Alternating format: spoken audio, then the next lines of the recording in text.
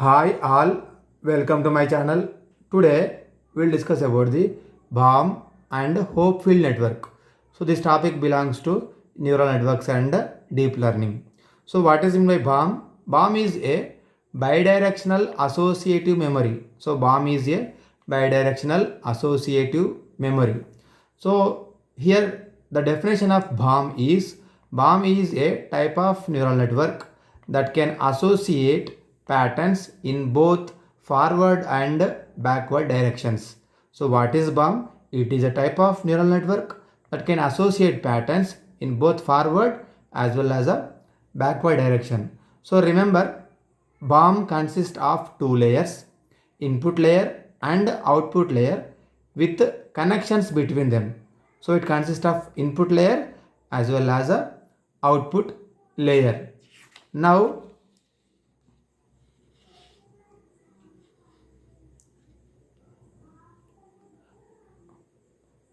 BOM is a heteroassociative, meaning given a pattern, it can return another pattern. So it can return another pattern which is potentially of a different size. So remember, BOM is a heteroassociative. So what is meant by heteroassociative? Given a pattern, it can return another pattern which is called as heteroassociative. So BOM is a content addressable memory. BOM is a content addressable memory. Now BOM networks are trained using Hebbian learning rule. So BOM networks are trained using Hebbian learning rule. So as you know, in the above we mentioned there are two layers. Now you can see this diagram. There are two directions in this diagram. First one is the forward direction. Second one is the backward direction. Now you see here, this is called as forward direction. It is called as backward direction. So in this diagram, we have input layers are there, output layers are there. So here, this is a forward direction. So the data is forward direction.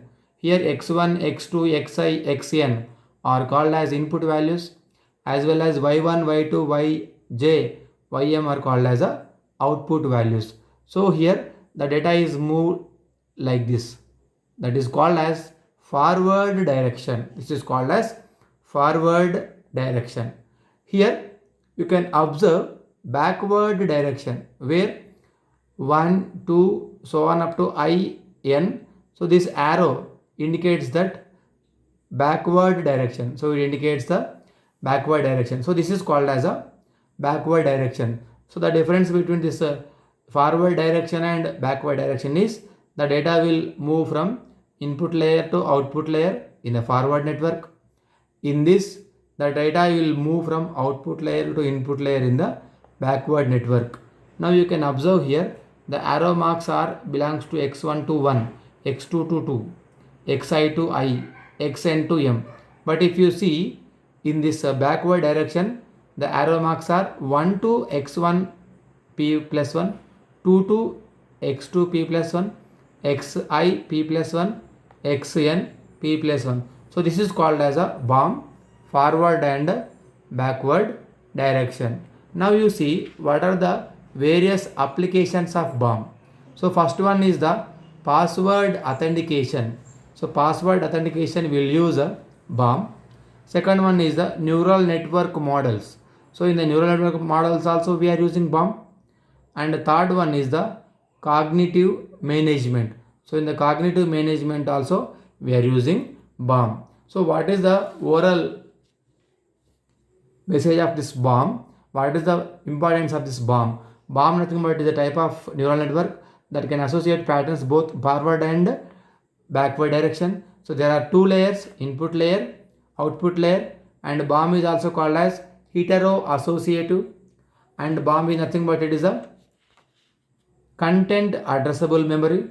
So BOM networks are trained using Hebbian rule. This is the Hebbian rule. So this is a clear picture of BOM.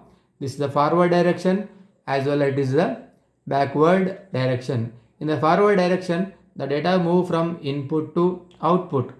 So in the backward direction, the data will move from output to input. So this arrow indicates that direction. This arrow indicates that direction. So finally, the BOM applications are password authentication, neural networks, and cognitive management. So this is all about the BOM.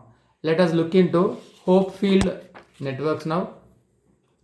Now you can see here what is meant by Hopefield network. So in the Hopefield networks are type of recurrent networks with fully connected networks. So remember this Hopefield nothing but recurrent network. Recurrent nothing but there is something like loops are there. So they are used for auto association and optimization problems. So the purpose of this Hopefield networks are used for auto association and optimized problem. So Hopfield networks have symmetric connections, use energy functions to coverage stable states representing the stored patterns. So here it is having symmetric connections. Okay, so it is having symmetric connections. Now you can see in the Hopefield network we have they are trained using Hebbian learning rule.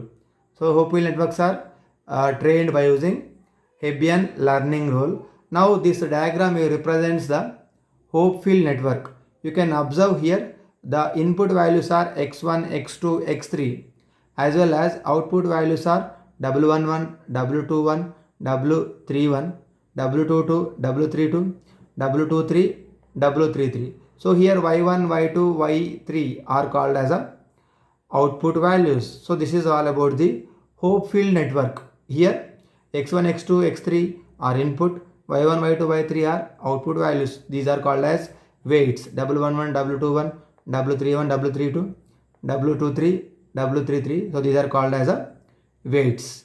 So now we'll see what are the applications of Hopefield. Here the applications of Hopefield are associative memory. So Hopefield we are using in associative memory as well as handwritten recognition, graph coloring, control systems, diagnostic systems, decision support systems. So these are called as applications of Hopefield network. Okay, associative memory is there, handwritten recognition, graph coloring, control systems, diagnostic systems, decision support systems. Now you can observe the limitations of Hopefield network. So limited storage capacity. So while we are working with the Hopefield, we will get only limited storage. Next one, convergence to local minima. Then we have scalability issues. So what is in the scalability issues?